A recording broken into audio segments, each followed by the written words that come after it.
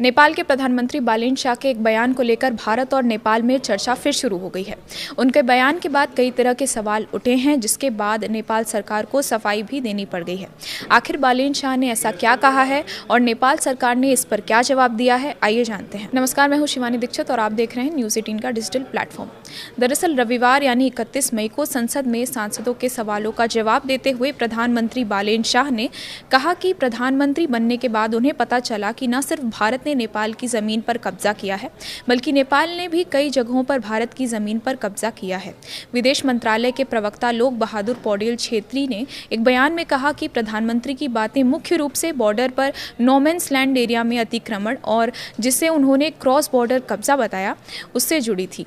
Nepali media the Kathmandu post के मुताबिक विदेश मंत्रालय ने रविवार 31 मई को साफ कर दिया कि प्रधानमंत्री बालेन्द्र शाह ने संसद में नेपाल के भारतीय जमीन पर कब्जा करने के बारे में जो कहा था, वो किसी इलाके के दावे के बजाय बॉर्डर पार जमीन पर कब्जे और नेपाल भारत बॉर्डर के पार जमीन के इस्तेमाल के बारे में था।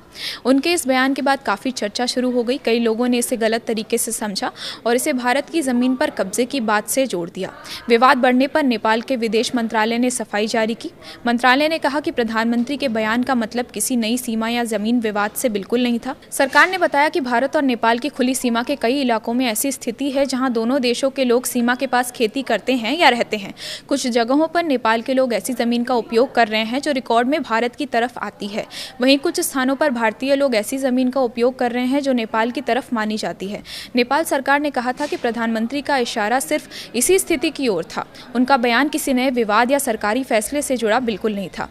विशेषज्ञों का कहना है कि भारत और नेपाल के बीच सीमा से जुड़े कुछ मुद्दों पर लंबे समय से बातचीत चल रही है। दोनों देश इन मामलों को बातचीत और आपसी समझ के जरिए सुलझाने की कोशिश कर रहे हैं।